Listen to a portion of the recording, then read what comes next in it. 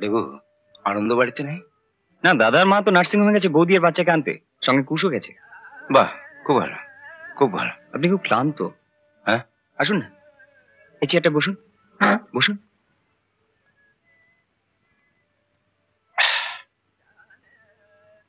জানো দেবু, সত্যি শরীরটা আজ আমার ভালো নেই।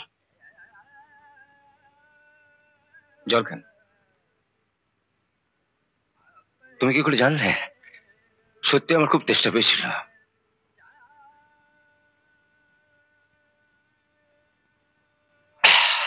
একটু মিষ্টি।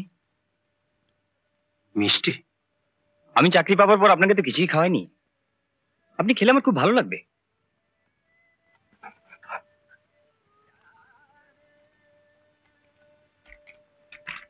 না না দেবু, এসব করতে হবে না, এসব করতে হবে না। না না, এখন তো আপনাকে সবই করতে হবে।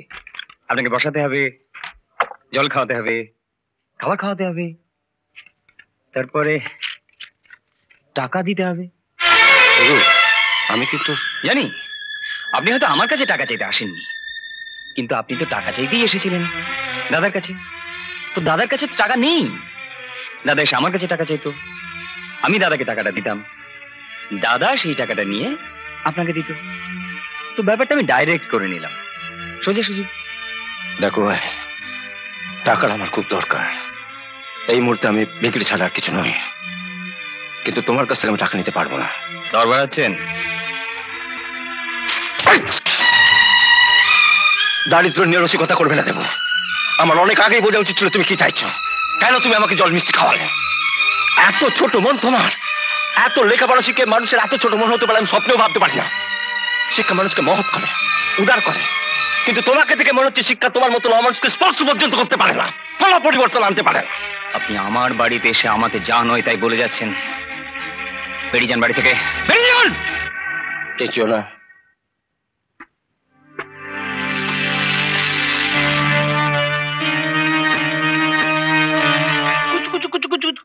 ঘুমোচ্ছে, জাগিও না। আচ্ছা থাক। মা। হ্যাঁ বাবা। তোমরা বরং একটা কাজ করো বুঝলে, তোমরা মমতাকে নিয়ে বাচ্চাকে নিয়ে বাড়ি চলে যাও, আমি একবার সুব্রতার বাড়ি হয়ে যাই। সুব্রতা, ইউ সুব্রতা। কেমন দেখতে হলো ছোট্ট সোনাকে? তুমি নিচে গিয়ে দেখবে। ডাক্তার দেখিয়েছো? ওষুধ খাচ্ছ? ডাক্তার দেখাবার পয়সা কোথায় আনন্দদা? সে কি, সুব্রতা কোথায়? দাদা বোধহয় আজ হাতের শেষ আংটিটাও বিক্রি করে দিল। ওই দেখো না, ঘরের ওপাশে কিছু আনাজ রেখে গেছে। বললো তো ওষুধ কিনতে যাচ্ছি, সেও 2 ঘন্টা হয়ে গেছে, এখনো আসছে না। আমি জানি ওষুধ কিনবে না। আচ্ছা প্রিয়া, কোথায় যেতে পারে বলো তো? কোথায় আবার যাবে? ওই বিপিন বাবুর মদের আড্ডায়, যেখানে রোজ যায়।